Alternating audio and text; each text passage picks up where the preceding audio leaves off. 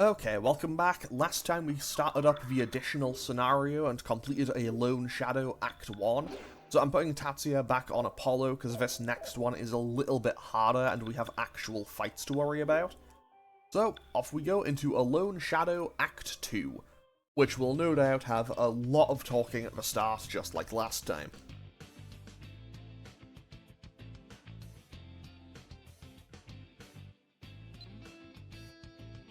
That's definitely Tatsuya's voice. Unbelievable. How can this be? Former Detective Suo removed the earphone, shook his head, and looked up at me. After a moment, he half rose from the bench and handed the voice recorder back to me. There was no change in his dumbfounded expression, of course. If I hadn't seen Tatsuya and Pseudo's personas myself, I doubt I'd have believed it either. The voice recorder played back what Tatsuya told me about the events on the other side, and his guesses about what's going to happen here on this side.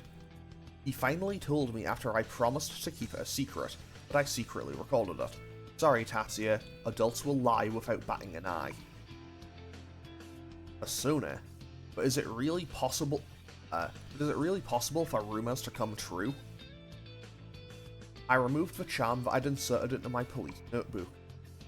This is the student emblem that Tatsuya lent me. Supposedly, so long as you have the Seven Sisters emblem on you, you'll be safe even if the Joker targets you.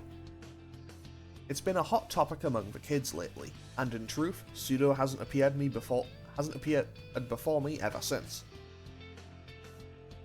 So I said, but he probably couldn't believe me. Adults needed adult logic. If you'd like to verify it for yourself, try going to a bar called Parabellum. It's near this park. Just as rumors say, they have things like this for sale. I opened the front of my jacket and drew the G33 from the shoulder holster hanging under my left side, then removed the magazine to be on the safe side and handed him the gun in pieces. It might be an ultra-compact handgun that you could tuck into the palm of your hand, but it used 357 SIG bullets. It had firepower comparable to a 357 Magnum, close to 5 times that of the 32s that the station lent us. It's often called a pocket rocket. Naturally, these don't get supplied to Japanese police officers. The guns well lent for work have to be returned each day at the service office, so I purchased this weapon for my own personal action. If you abide by the rules against criminals who use personas or demons or whatever, you won't be able to defend yourself. This is the real thing? So the former detective growled as he verified the weight of the gun and the bullets in the magazine. Said rounds aren't the so-called full metal jackets, which are full penetration ammo allowed for use in P230JPs and new Nambus. I think Katsuya's base gun was a new Nambu.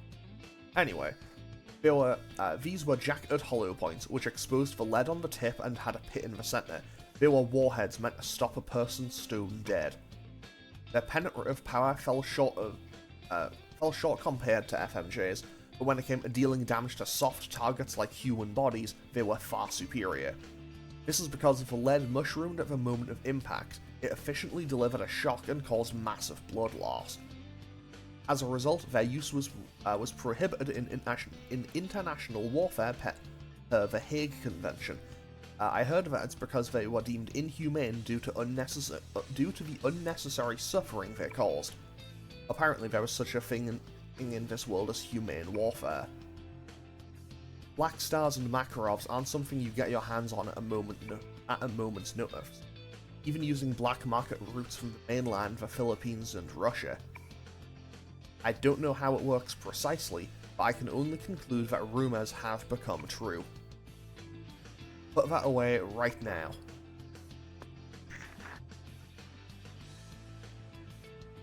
Suo-san handed back the gun and the magazine, then rested his chin on his hands, which were propped up on his thighs, and uttered another groan.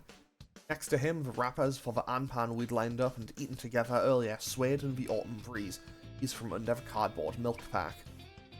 He'd squeezed in time for me during his lunch break, so we wound up eating here as we talked. It's barely any meal all for a security guard who spent all the time on his feet. who spent all his time on his feet, but we couldn't exactly chat about all this over the cafe around the corner. And the controller's disconnected again. It loves doing this. There we go. I asked when his lunch break ended, and that time's already passed. I'd feel bad to keep him here for much longer. I'd better get back to the main issue. Even now, Tatsuya is pursuing Pseudo.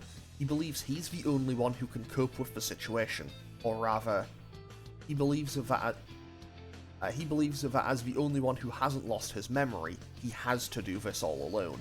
That's why. Is Katsuya aware of the situation?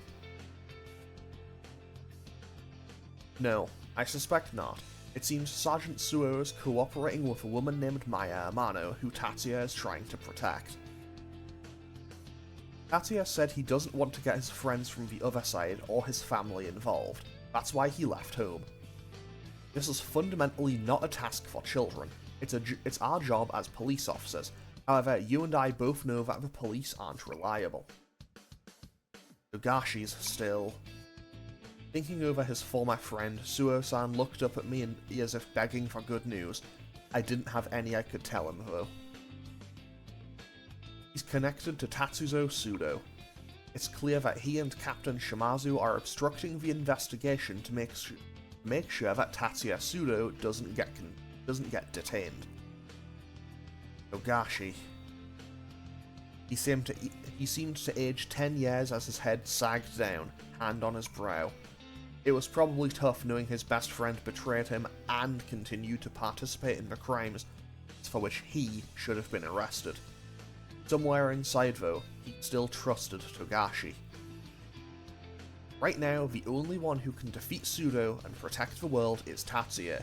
I realize I'm asking too much, but he can't shoulder the burden all alone. I'll support him to the extent that I'm capable. Tatsuya needs the help of adults who know what's really happening.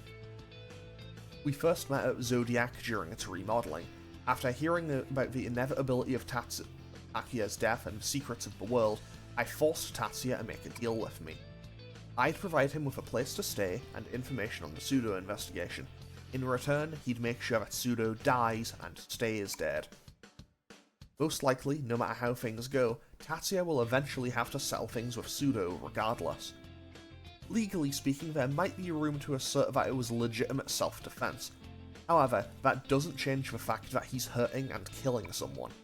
No matter how evil that someone may be, the fact that he's ending their life will leave an indelible scar on Tatsuya's heart. But it's not all his fault. I'm the one who requested Pseudo's death. I don't care if it's just a consolation. It might be enough to allow him to forgive himself. Could you possibly let Tatsuya do as he wills? Suo-san stood up then, a shade of anguish fading from his eyes. It seems he'd made the decision to watch over his son, who was trying to oppose a cruel fate. Understood. I feel at ease knowing that he's in your care. I'll talk to my wife and withdraw the missing persons report. Thank you very much. I bowed my head, grateful from the bottom of my heart. He was basically telling me that he was giving me his son's life, if when I couldn't have complained if he'd struck me instead. But with this, it should get a little bit easier for Tatsuya to make his move. Even at the best of times, he still stands out. So long as he's moving around in this city, it's better to remove as many unnecessary hurdles as possible. I never dreamed that I'd get mixed up in something like this. This what you'd call fate? I'd meant to do this for their sake, but ultimately I ended up pushing my failure onto my sons. I'm truly sorry to you, Utu Shiori-san. I capitulated to Tatsuzo's threats to protect my family. Thanks to that, you're now in this position.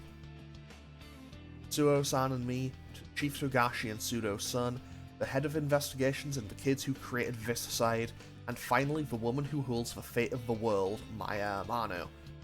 Tatsuya's core connections spread out from him like a mandala, but a warped one, fashioned by a malicious artisan to mock its subject and viewers. While the individuals look unrelated at a glance, they draw a similar relationship chart through everyone else. For us, whose names joined the list without any of us were wiser, 10 years' time hasn't given us any resolution at all. all the loss and despair we struggled to endure, all the sorrow and rage that piled upon us, was nothing more than the overture. That said, we'd had plenty of time to make sure we recover even so.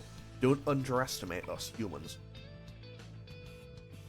I'm sure I'd have done the same had I been in your shoes. Besides which, I'm glad now that I became a police officer.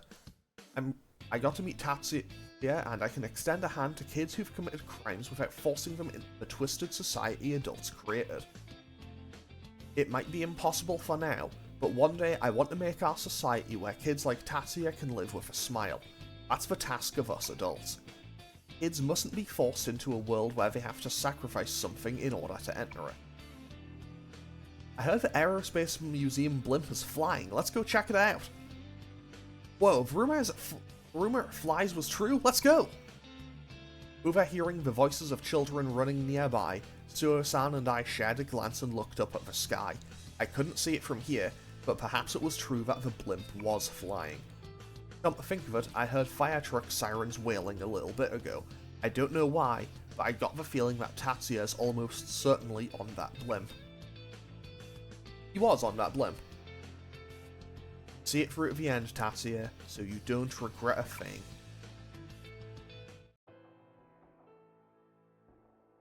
A bit of time later. I'm home. I knew there wouldn't be a response. At this hour, Shiori-san would still be at work. It still felt like I'm barging in here, but if I treated it as anything but home, she'd get mad. I hopped into the bathroom and took a shower with my motorcycle leathers still on. It was already soaked with loads of salt water. It's quicker to wash off the salt this way. Tatsuya Sudo is dead. I don't think this is the end. Aya also hadn't given up.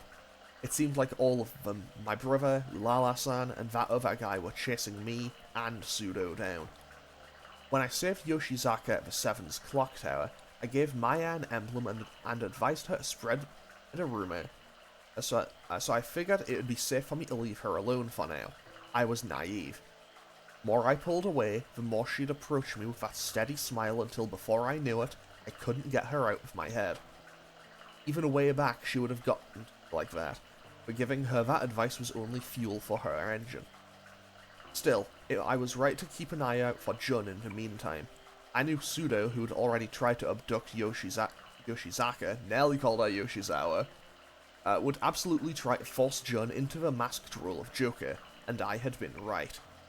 Honestly, I wanted to settle up with Sudo before he captured Jun, but I got thrown off when Maya appeared. I'd decided I'd never have anything directly to do with him again, but Jun got involved and at that time, he ended up recognizing my face. Really, at this rate, I'd need at least 5 of me to protect everyone. I'm sure he picked his next move ages ago. It's obvious I still haven't even gone on 1 millimeter off the rails that he laid down. Once I stripped and washed the salt off my skin too, I got out of the shower and changed into the jeans that Shiori-san bought me. I'd like to just let my leathers dry in the sun, but there wasn't any point. I flipped the switch on the dryer in the washroom. I headed to the room I'd been borrowing and threw myself down onto the single sofa bed. Aside from the sofa bed, there were 10 cardboard boxes of Shiori-san's and the corner that she hadn't unpacked and a clothing case for me. That was it. I was grateful just to have a place that I can stay, somewhere close to Maya in case anything happened. That was more than enough. However, I really should have left without saying a word the night we met at Zodiac and kept Shiori from getting involved any further. But Shiori told me about her younger brother. I couldn't leave in silence then. Her brother was murdered by Sudo in my place. 10 years ago, the day Shiori-san's younger brother was killed was the same day Maya and myself were locked up in the Alaya shrine on the other side. The other side's Sudo set the shrine on fire while we were locked up inside it. Since I was just a kid, I was finally able to escape by barely squeezing through a gap in the floorboards. I went outside in order to save Maya, but I was stabbed in the back. That's when I awoke to my persona and burned Sudo's face. Sudo thought that Maya had done it, so that's why he stalked her. But when we lost to him, in order to recreate a world where Maya lived, we changed history a little bit, and some things were erased so they never happened. On this side, we all never met 10 years ago, so Pseudo also never stabbed me. To fill that hole, Shiori-san's little brother was killed. I understood why. It was a present from him, showing me what happens when we change history. Damn it, you fucking bastard! I twisted and pulled at my hair. I hated him so much that I could go mad. I won't forgive him. I wanted to kill him. I wanted to die and disappear. I dug my nails into the mark that he had left on my right arm. Let's positive speaking! メッセージは前向きにね。Huh? The sudden ringing of the telephone brought me to my senses. I was so overwhelmed by exhaustion that I thought I heard Maya's voice on the answering machine message. The incoming call was on the landline in Shiori's room, but something was odd. The person who called didn't say a word or hang up. They just stayed on the line, silent. I strained my ears on what I could hear in the next room, through the slightly ajar door. It was after maybe a minute that a man's voice suddenly, hesitantly began to whisper. I know who you called. If you're capable of hearing this, contact Sergeant Suo as soon as you can. Contact my brother? I didn't get it. I guess the guy who called Shiori was in trouble. Wait, who you called? I had a bad feeling about this. I jumped to my feet and hurried into Shiori's room and turned on the TV. On the other side, he got humanity to self-destruct by making rumors come true and spreading anxiety through society. I got the sense that by going out of his way to make me by making me run into Pseudo and spreading rumors about Joker, he was using the same tricks even on this side. Even the news was just another one of his tools. I flipped through the channels until a program with that shady fortune teller woman who did the wang-along fortunes that were popular these days caught my attention. Kagare calls forth further Kagare, and Joker causes sin to increase. The more people sin, the greater Kagare's power becomes. It's cause and effect. You must not let jealousy and petty grudges consume you. You must not perform the Joker curse. If you do, you'll be possessed by Joker. Thus, those who perform the curse will end up becoming a Joker themselves. What the... Wow, so then the Joker isn't just one particular person? My heart pounded in my throat as every hair on my body stood on end. My memories of the other side and what had happened on this side intersected dizzily in my head, and I understood what the answering machine message from a moment ago and Pseudo's last words meant. The man who phoned in knew both that Shiori-san had called Joker and what was said on TV just now. So he furtively warned her that there was a danger that she herself would become Joker. I didn't know who the hell that was, but there was someone who knew what was going on, but he couldn't do anything about it himself. That's why he told her to ask my brother for help. Shiori said that there were guys in the police force who were trying to mislead the investigation on Joker and Pseudo. Most likely he was someone in the police who knew that, same as Shiori. The fear has been spread, the Joker won't die. What Pseudo was saying was that this is how the Joker will circulate and multiply. I leapt at the phone in that room and called Shiori's cell number, which I had memorized. Come on, pick up! Joker was already drawing society's attention. Air a program like that, and it would become a rumor in a flash. It was a matter of time before Joker would appear all over town. Respectable people would just laugh off a program like this. But what happens if what the rumored fortune teller says comes true? What was a joke will become the seed for what if for a ton of people. People will spread it by word of mouth. Fear and anxiety will spread like an epidemic, and at last, it will become reality. That's how the curse That's how the curse that people unknowingly set off became common knowledge, and the other side felt a ruin just as he planned. The same thing was starting to happen here, with the person closest to me as sacrifice. Damn it! No good, she wasn't picking up. It alarmed me that it wasn't even going to voicemail. I headed back to my room, picked up the sword I stole from Pseudo at Zodiac, and left Shiori's house. I needed to find her before she killed someone.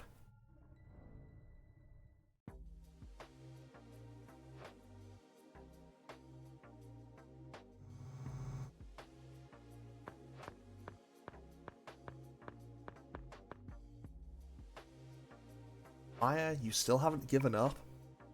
When I jumped the security fence and reached what looked like the security room of a research lab, I found that the security guards had all been overcome and the alarms and monitors cut. No wonder it was so easy for me to sneak in.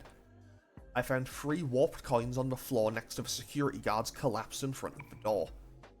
There was only one person who could take out gun-toting enemy with something like that, Baofu, that shady old man. Which meant Maya and my brother were here too.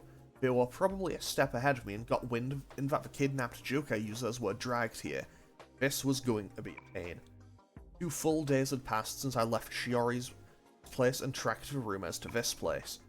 In that time, Shiori hadn't returned home or to the police station. There was no mistake. His underlings had kidnapped her. All over town, people who used the Joker curse had been turning into Joker users, and for some reason, getting kidnapped just as quickly by some unknown party. I needed to simultaneously rescue Shiori-san, Maya, and the others, and figure out who was hunting down Joker users. They were the pawns that he was using in place of the Masked Circle. I'd knock out all 3 tasks at once. If possible, I want to get my hands on the information here before Maya and the others did, then erase my tracks so they wouldn't get in any deeper than they already had. Could I do it? No. I will do it. Okay, so now we're actually into the game.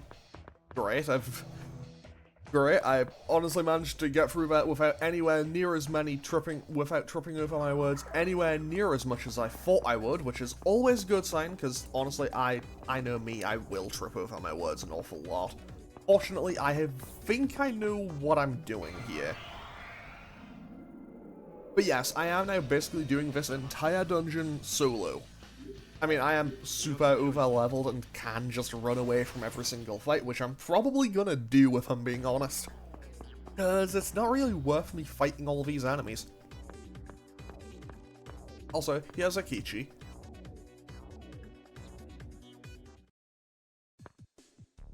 Suo.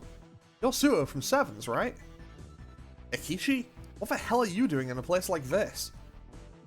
He scared me half to death. Why was he here? What am I doing here? What are you doing here? Did you come here with Amano-san and the others? So they were here after all. Judging by how he phrased it, it seemed like he bumped into Maya and the others in this research building. You've got to be kidding me. I was going to have my work cut out for me at this rate. Yeah, where did Amano-san and the others go? I'm not too sure, but they went to investigate something deeper inside this building. Damn, this place is something else. The guys who were taken here are in the back. Is that everyone? I didn't see any sign of Shiori-san. Was she somewhere else? Yeah, these guys are the only ones here. I'm looking for a guy called Sugimoto myself. I heard they were doing human experiments, those bastards. This guy called Nanjo's gonna look after him at the hospital, so I'm gonna take them to the trailer in the parking lot. Nanjo? You know San's acquaintance? This place originally belonged to the Nanjo group.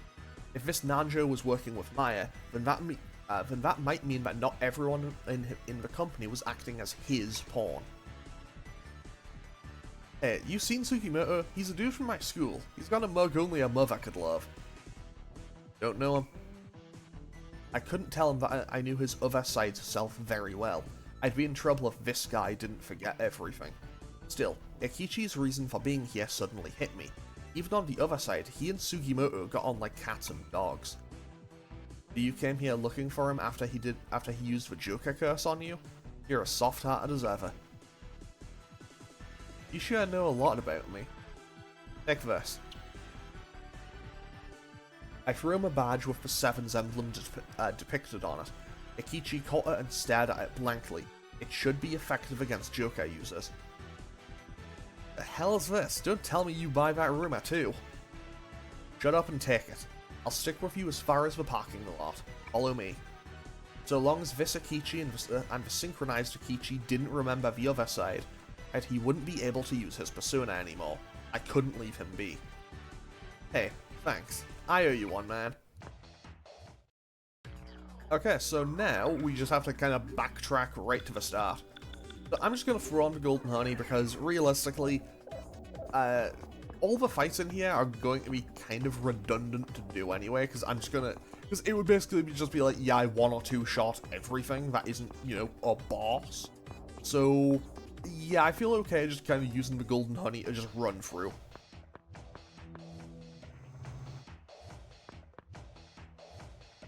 Okay, case in point. I thought something weird was going on, so you're the intruder.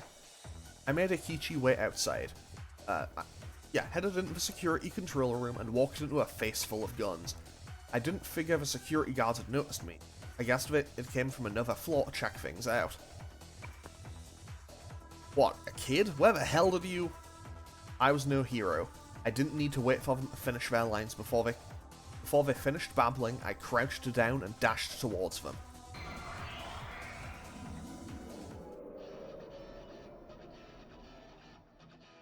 Okay, so here's what I'm going to do. I am just going to cast Maragi Dyne, and it'll wipe them out in probably 2 turns. Okay, maybe 3 turns. There we go. Yeah, and they did next to no damage. So we are basically going to be pretty much in the clear for this almost immediately, because I do remember how to navigate through here.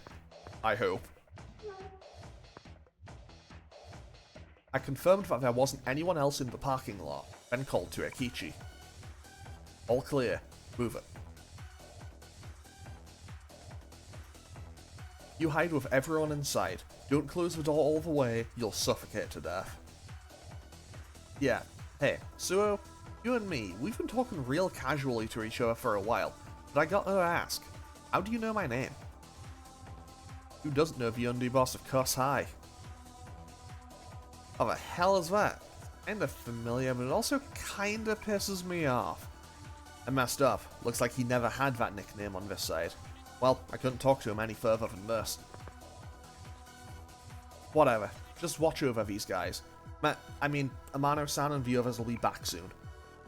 Hey, what are you gonna do? He's gonna go do protagonist thing. But yeah, all the enemies in here are like maybe high level 20s, low level 30s, and my Tatsuya is level 70, so I don't see much point in, you know, just running through and fighting all of them. Like, I don't really... Oh. I was in a bad mood over Akechi. Sorry guys, but I'm gonna take it out on you.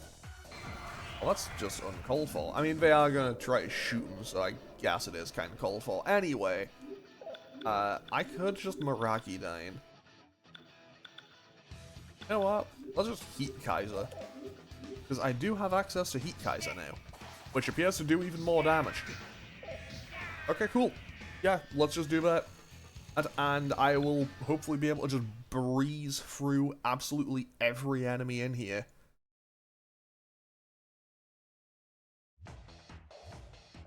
Okay. So I should get the first key card here. The security guards were carrying key cards marked as level 1 cards. Looked like they were local security, so I took them. So I'm gonna be totally honest, I did quickly run through this yesterday.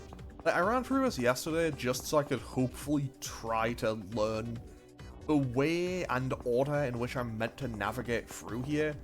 Because I am someone who is very unfortunately aware of myself, and I know that I would and will get lost.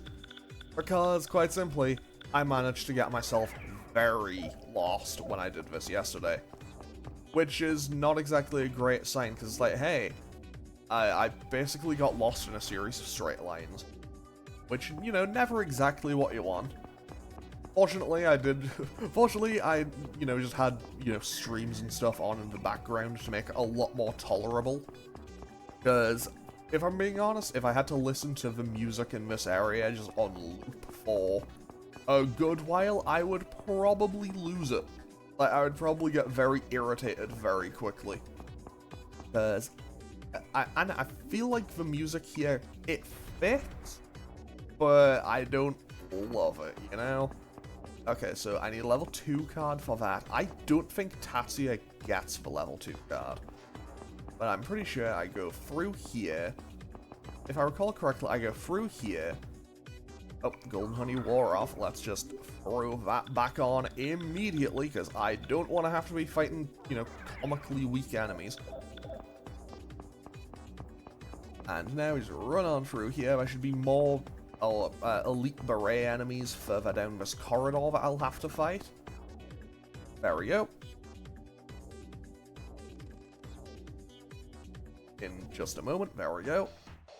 The security guards were smoking in front of the fence, and to their backs to me. Not very professional.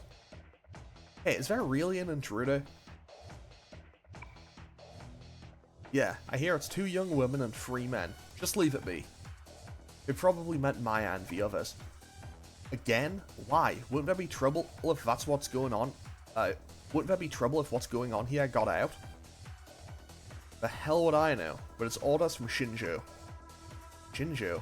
I'd never heard that name before, but it was clear that he or she was more dangerous than these guys. Intentionally leaving intruders alone meant either they were confident that they'd catch them in a trap, or that they wouldn't get in their way. This kind of situation could get ugly real quick. Either way, it looked like I'd better hurry. I'd grabbed the key earring from the older guy's belt. He'd taken out another cigarette and was trying to light it. My light is out of gas. Hey kid, give me a light. The young guy nodded and started pouring at his pockets. What an idiot. Hey, what's taking so long? That's weird. I could have sworn I just had a light. I stretched out my left hand from behind. I stretched out my left hand from behind them and held out my Zippo lighter. The older guy thanked me, lit up, and then took a deep, satisfying drag. I'd bought this thing because my hand felt empty without one. It'd come in surprisingly handy. Thanks, kid. Oh, here it is. Okay, here you. Just as the younger one found his lighter, he finally noticed me, gasping in shock. Quick as a wink, I smashed my left elbow into the older guy's face and dropped him. Then I sandwiched the younger guy against the shutter and smashed the hilt of my sword into his solar plexus. I saw the older man crumple to the ground from the corner of my eye. I went easy on the younger one. He managed to keep on his feet, doubled over in pain and gasping for air. I grabbed him by the nape of the neck, slammed him into the fence and unsheathed my sword, but just enough to expose the blade, which I pressed against his neck. I know what you've got a long-haired female cop named Shiori Miyashiro captured. Where is she? 4th floor, in the research lab. The elevator only has buttons for 3 floors. How do you go higher? The order you push the elevator buttons in is the security code I heard, but I don't know it. Who does? That guy? The supervisor in charge of security. He's in the room on the other side of this fence. Looks like I had to go by elevator to get to the other side of the fence. When he told me the other guy's earring had the key to the elevator switchboard, but this time I gave him a knee to the solar plexus as a present and put him to sleep. It was probably pointless to ask these guys about Maya and the others. I grabbed the keyring from the sprawled out older guy as my reward for the light and left the area. So here's the thing, I ended up getting lost when I was just quickly running through here yesterday, and I ended up getting lost because was basically playing with speed up, so I basically just skipped all the text that told me verbatim, hey, you need to go to the elevator now. And yeah, it wasn't my smartest display, let's just say. Okay, so now what I need to do is go flip this back to, well, you know what, that's fine. I stepped on 2 of those and didn't take any damage. I'm pretty content with that. I love not taking damage. It's my big favorite. I love not taking damage. It is absolutely my big favourite, because taking damage means I'm in a little bit more danger.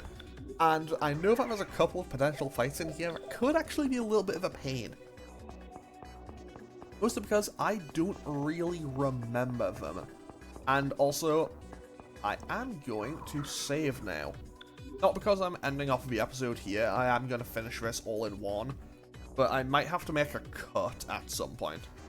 But also, this is where the first, like, kind of mini-boss pops up, so just on the off chance that something bad happens, it's a nice little safety net. Because I don't want to have to read all of that dialogue again. I opened up the switchboard and flipped on the power to the elevator. I didn't know how they did it, but it looked like it was set up to automatically cut the power if the elevator is not used a fixed time. These security protocols are such a pain in the ass, but if they're sticking with them so rigorously, they must be hiding something that's worth it. I stepped onto the elevator and pressed the button for floor 2.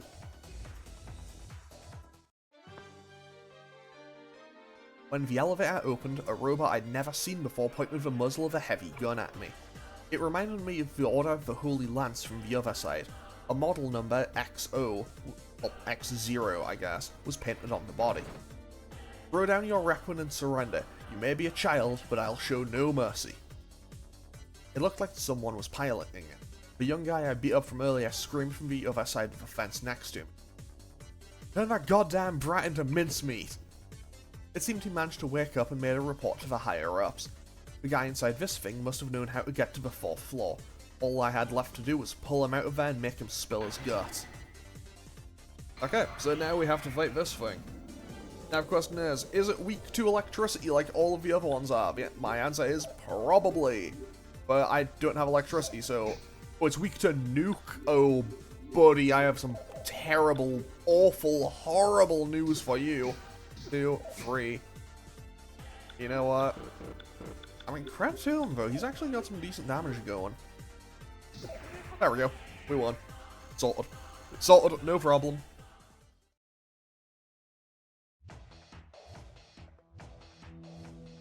Okay, so what's going on now? Probably shouldn't be that close to an explosion. Ah, damn it, useless piece of junk. The driveline shorted out and smoke started rising from all over the mech. A scrap iron hatch opened and the pilot jumped out. He tried to draw the gun at his hip, but the tip of my sword in his face was enough to get him to behave. The young man on the other side of the fence had already vanished. Hands up. What's your objective? Don't think you can make it out of here alive. I pushed my blade forward the tiniest bit. The tip sunk into his forehead, and a line of blood traced down his nose. Get in the elevator. Understood. The man held up both hands. While keeping him in my peripheral vision, I maintained my stance and smoothly moved around him towards the elevator, all while my blade remained against his forehead. He groped one-handed for the elevator button, and after a moment, the door opened. My blade still against him, I walked in without hesitation, while he bent back and revolved into the cage back first. I kicked him in the chin, momentarily knocking him senseless. I grabbed the nape of his neck, made him stand up, shoved his face into the button panel, and stole the automatic handgun off his hip. When I released the safety and pulled back the slide, I found that one of the bullets had already been fired. I ejected the shell and let it roll towards the floor. I was just aping Maya. I should have been able to handle this weapon alright. Pressed the muzzle up to the back of the man's ear. 4th floor. With blood dripping from his forehead and nose, the man pushed the buttons. 3, 1, 1, 2, 3, 2, 1, 3, B, 1 in that order. I'm sure that there's probably some significance to that. When he pushed the G button slightly downwards, the elevator began to move. I grabbed the nape of his neck and made the man stand in front of the doors. If this was a trap, he'd be the one getting shot for it. When we passed the 3rd floor, the number 3 on the panel's floor number indicated... on the panel's floor number indicator started flickering. Several seconds passed and the doors opened. It looked like we'd arrived on the 4th floor. I figured that security guards would be lying in wait, but no one was here. I pushed the man forward and left the elevator.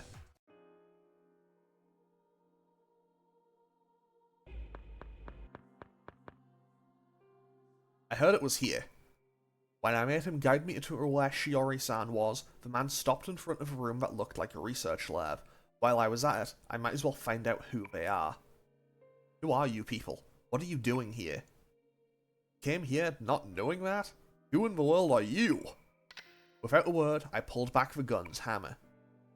Even if I told you about the New World Order, a kid like you wouldn't understand a thing about it. Only the technicians know the details of what's going on inside. Shinjo's conducting a bunch of different experiments using the subjects that we were delivered. Is he the boss? Shinjo's only the manager for this location. Imagine a scandal if people knew who was really in charge. Tatsuya Sudo. I'm sure you've at least heard the name. A kid like you couldn't even touch a great man like him. The New World Order will create a new world without sin. Tatsuya Sudo. Tatsuya Sudo's father, and the man who screwed my dad over. If my memory served me right, even now he would still be the foreign minister. I got it. He would be able to use the cops, the mafia, the mass media, and facilities like this as he pleased. By all appearances, it was a safe bet that Tatsuya was his favourite errand boy. I silenced the loose-lipped pilot with a strike to the back of the neck with my gun, then passed through the door of a research lab.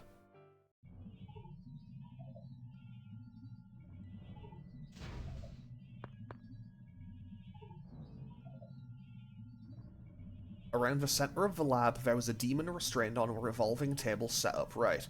It hung its head like a crucified sinner. Its blood-red hair was long as a shroud and cloaked its face from view.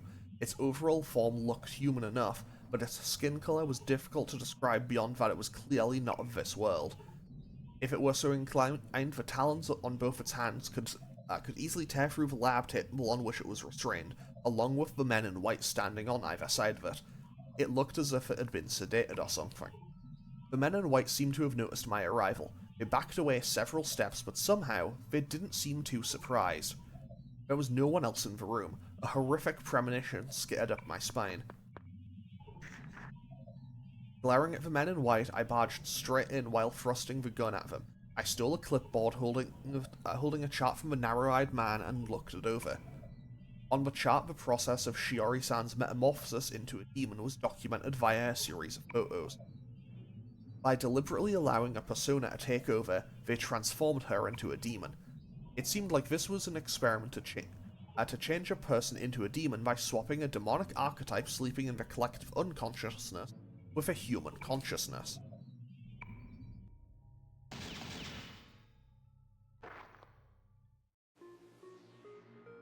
I uttered a wordless scream and landed 2 blows on the leg of the middle-aged man trembling next to the narrow-eyed man. As he squealed like a pig and crumpled, I grabbed the narrow-eyed man by the collar and slammed him onto the operating table. Change her back, right now. I put pressure on the narrow-eyed man's throat with my left arm and pressed the muzzle between his eyes as I shouted. I can't. I was only entrusted with a lapsed observation and anesthetic management. And who can? Who the hell thought up all this bullshit? Takahisa Kandori. Kandori supplied the theory. Right now he's going by the name Shinjo. Where the hell is he? Just up ahead, at the JSM. The narrow-eyed man pointed a finger, trembling with terror and oxygen deprivation at the inner door. I wanted to kill him. All these bastards should die. I couldn't stop myself from putting more strength into the arm holding him by his throat. Narrow-eyed man's eyes popped open, and his tongue lolled out as he gasped for breath. He tried to peel my arm off with both hands, but what does he think he could do when he was that weak? Do it. Crush the life out of him. A dusky impulse blew up from the bottom of my heart and became a black flame. The bruise he left on me ached as if it was being squeezed on right now.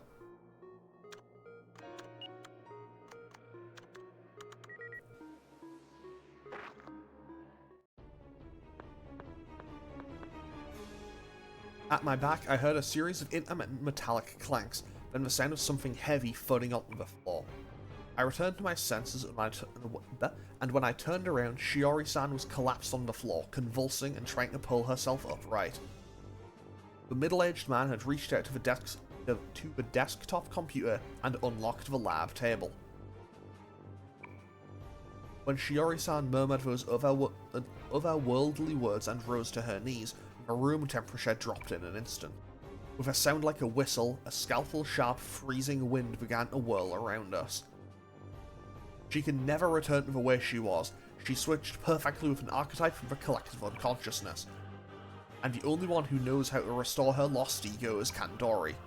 The middle-aged man kept frothing at the mouth as the blood flowing from his leg froze over.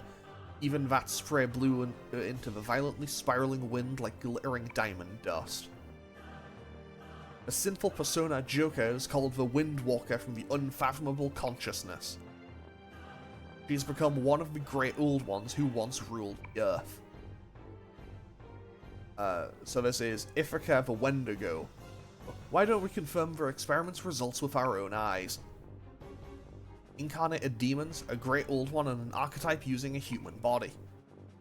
This is a unique opportunity to learn which can best utilize its abilities. With a feeling of despair, I stared up at the completely changed Shiori-san, and from behind us she floated into the air. What do I do? Anesthesia, in that tank there. The narrow-eyed man, or Ozuki as he was called, pointed at the big tank next to us with his eyes as I was pinning him down. Right, this guy said he was in charge of administering anesthetic or something like that. While I considered how to do this, Shiori-san's head spun a full 360 degrees as she turned to face me. Okay, so, I need to go do something in like 3 minutes. So I'm gonna save state, and I'll just make a cut back. So I'll be right back. Okay, so I can now finally finish recording this episode. I basically got entirely sidetracked and had to go do other stuff, and it has now been several days. Basically, I started recording this episode on Friday, and it is now Wednesday. I'm now recording this about 5 hours before the video goes up. Anyway, we can finish off this because I think there's like 10 minutes left, maybe. When I tackled Shiori-san to the ground, I sliced open the thick anesthesia pipe creeping through the floor with my sword. Liquid gas blew out from the pipe and splashed all over Shiori. Bearing her fans, Shiori tried to stand. With deadly precision, she slammed into the pipe with all her strength. Gradually, all while making gurgling noises as the anesthetic poured into her, Shiori's body finally relaxed and went still. I didn't have the slightest clue how much she should have ingested. Thanks to the volatile gas, my head was spinning. That's enough. Uzuki, who was trembling in the corner of the room, turned the tank's valve shut. When I glanced at the middle-aged man, I saw he was frozen to death with a gruesome expression of manic delight. How long will it hold? Probably about 2 hours or so. And to think, you used enough to knock out an African elephant for 3 days. He came up next to me and looked down at Shiori-san. He also glanced at the middle-aged man's corpse, but he averted his eyes in a hurry. Sorry about earlier. If the middle-aged man hadn't undone Shiori's bindings, I might have run away with my hatred and killed Uzuki. Sure, he participated in the experiment that put Shiori in this state, but he also gave me a hint on how to put her to sleep. No, it's alright. This woman is an acquaintance of yours, right? I couldn't blame you if you had killed me.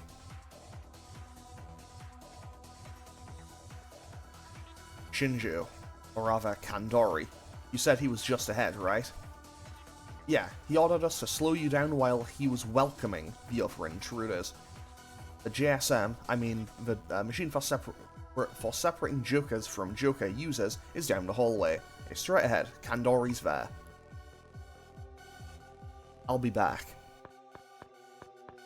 I left Shiori behind and headed out through the door that Uzuki pointed out, the one that led further inside. Takahisa Kandori. I knew the name if nothing else. I could have sworn that Yukino-san and her friends had killed him 3 years ago during the Mikage-cho incident, and yet, he was here. No way it's a coincidence. That JSM thing must be the core of this lab's research. It's the only way they could be manipulating rumors and increasing jokers on such a large scale. I guess for New World Order, or whatever they're called, the more jokers the better. When I went out through the door, the hallway continued with similar research labs on either side of me with matching doors. Eventually, I reached the end of the hallway and approached a unique-looking steel door. No, don't do it for the likes of me. When I stood in front of the door, I heard Akichi's indistinct screams. It sounded like he got captured and dragged here. He was probably being used as a hostage to threaten Maya and the others. Still a kid, I'm disappointed. You can't handle a company if you lose sight of your goals so easily. This voice must be that man Kandori's. Allow me to teach you how to cast them aside. By the sounds of things, Akichi was in danger. Judging by the location of the voices, Akichi was to my right and Kandori to my left. First of all, the door in front of me must be between them. The door's hinges weren't on this side, which meant it opened outwards. Expecting the door to smack Kandori, I burst it open with all my strength and leapt out onto the other side.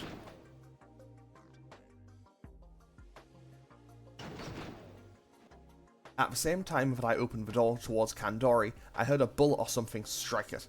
Kandori was hidden behind the door, so I couldn't see him. Adrenaline raging, I saw the situation around me unfold with grim deliberation. My senses were so honed it felt like a radar. I could see every movement clearly, and every noise as clear as a bell.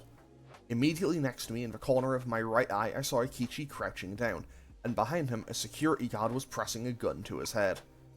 In the huge room before my eyes, there was a large apparatus like a revolver cylinder. Countless rows of test tube-like tanks filled with a bizarre sticky black goo lined up all around it. In front of that machine, Maya, my older brother, and the others were surrounded by security guards who had guns trained on them from a stair landing a level above them. God damn it, I told you so!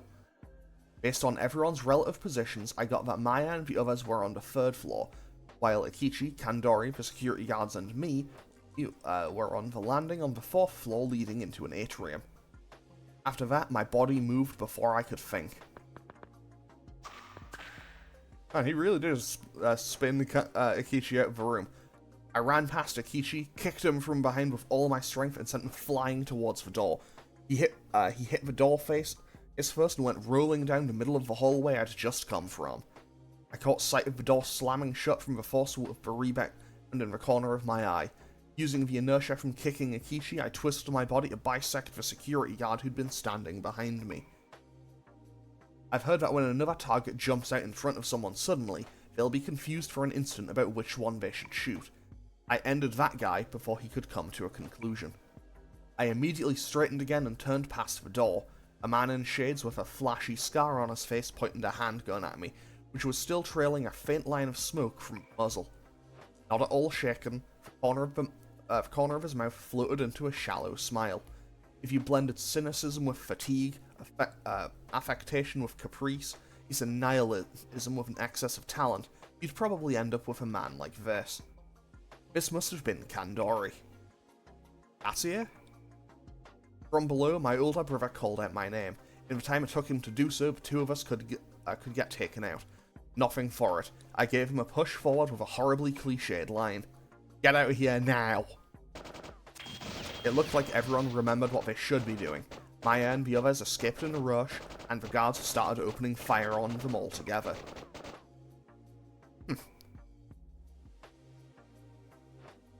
Regardless, neither you nor they can escape from fate, Paradox boy. Paradox. With that one word, I understood what bound me to this man. I'd got a job to do too. I see. You two were enchanted by him.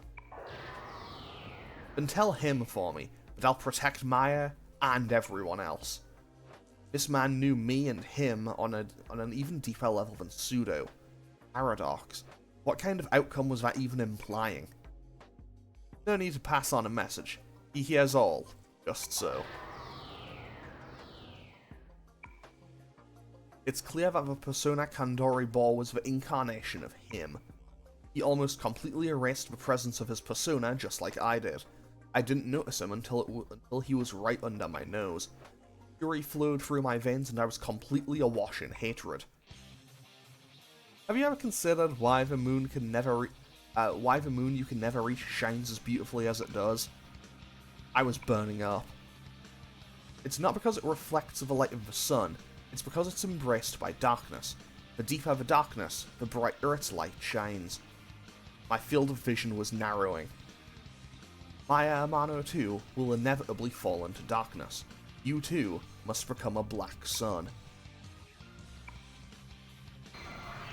Also, that's because I had to load a save state, because, you know, again, I am recording this like 4 days later. And first thing I need to do here is heal, because I do not want to die and have to redo everything. I say that, but I'd realistically just have to redo, like, the last bit that I just did. Anyway, let's go for Gigantic Fist and see how much this does. If I recall correctly, the gimmick for Kandori in this fight is he basically just nulls, well, doesn't null everything. I think he resists everything. I don't think there is a single thing that's like, hey, he has a weakness. I'm pretty sure it's just a straight up battle of attrition. And I am very glad I stopped that auto battle when I did, because I do not want to get wiped out. I'm still pretty confident that I win here without too much hassle. Is Eternal Black just scripted to do like half of my health, or what? Oh, he reflects nuke. I did not know that. Okay, that's good information for me to have. That is good information for future me to have. I say that, but realistically it's not information for future me to have, it's information for current me to have. Okay. Yeah, Eternal Black seems to just do half. Like, it seems to be like a cast of, I think it's Demi in Final Fantasy.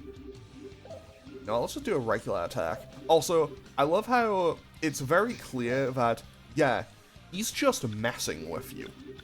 Like, his enemy name is Playful Takahisa Kandori. Because quite simply, he's just messing with you. Like, he isn't fighting seriously as far as I can tell. You live up to your reputation, Paradox Boy. However, you're still young. I scythed a point of my sword right and left, aiming for his neck, but Kandori danced back half a step and evaded it. How do I turn Shiori back to normal? I scythed my blade to the left, but couldn't pull back, so I shoved the pommel forward with my left palm and aimed him to stab for his upper lip. I'll give you a hint. Kandori tilted his face out of the way, but when my blade grazed his ear, he grabbed it with his left hand. All I had to do was pull back, and it would cost him his fingers. He gave me a broad, natural smile. However, even when I yanked it with all of my strength, my sword didn't move a centimeter. It was like it was caught in a vice. Creation is the synthesis of contradictions. When difficult and conflicting things coexist and become one, something new is born. The hell does that mean? It means that both you and I are merely actors playing our roles. However, there's nothing degrading about this. It is essential to, the process is essential to the result. Shut up! You're just an errand boy! Well, if you wish to save Shiori Miyashiro, seek out a suitable place for her. Assuming, of course, that you suppose you're capable of obtaining all of her contradictory values at once. He struck the instant I stopped to think about what he'd said. Kandori's right hand slammed into my side and knocked the wind out of me. While I was staggered, he leapt light-footed over the railing and jumped down to the floor below. Wait! Think it over as long and as hard as you play your little games. Kandori looked up at me, bounding balls in his hand held aloft, then disappeared through the, then passed through the door downstairs and disappeared.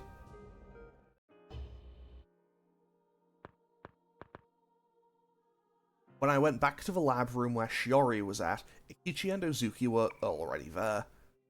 Thanks, Suo. Looks like I owe you another one. That shades-wearing asshole jumped me in the parking lot. Man, such a loser.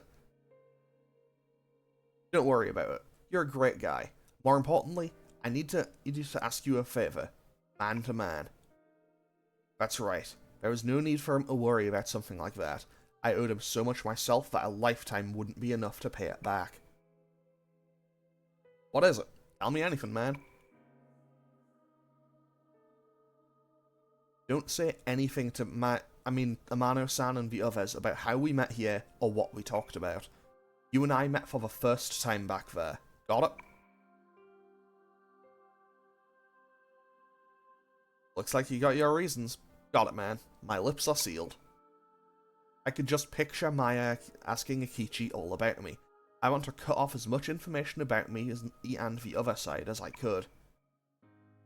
But you know, Suo, if talking it out would make you feel better, I'll listen. I don't know if you can count on me, but... Come on down to Sumaru Prison anytime. Oh, but make sure it's after band practice. Got it? This guy, he hadn't changed at all. He was a scatterbrained idiot, a narcissist, and the most kind-hearted and reliable guy I'd ever known. From the depths of his heart, he was completely single-minded and completely good. I would absolutely keep my word. I remembered the last words he told me on the other side. Got it. I still got things to do. I can't see you off, but make sure you get to the parking lot soon. Yeah, sure thing. Thanks again, Suo. Be careful out there. Akechi clapped my shoulder and laughed. I'd probably never see him again. So long, Akechi. You hurry over at the parking lot too. You can't stay here anymore anyway, right? I turned around to face Suzuki. He didn't have time to immerse himself in sentiment. I didn't have time to immerse myself in sentimentality. Me and those other people set that guy just now and the other inmates free. They might take you to the Nanjo Memorial Hospital or somewhere. If you're with them, you'll come in handy. Will you cooperate with them? See. So they're not taking her with them? I crouched down next to a completely transformed Shiori, and stuck my hands under her arms to test her weight. Looks like I could manage carrying her out. I'll figure something out for her. Hurry up and go. With the state she was in, there was no way I could take her to an ordinary hospital. Looks like all I could do was find that suitable place that Kandori talked about if I wanted to return her to normal. I hadn't figured the riddle would be this easy to solve, but the only one who'd know anything about this would be the long-nosed old man from the blue room. To be continued.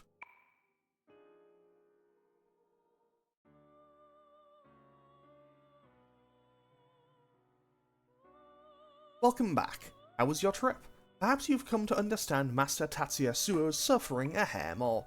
I'll keep the memory shard in my care, so in the event that you would like to review it, please let me know. Okay, cool. Thanks, Igor. Right, what I'm gonna do, because I know what is coming up in the next episode, I'm gonna quickly run on over here and I am restocking up on items. Because I do not want to be in a bad situation if I can avoid it. And by that I mean I am making myself comically over-prepared.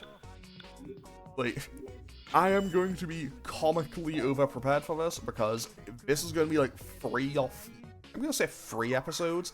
It might be a little longer, I don't know, I don't really remember.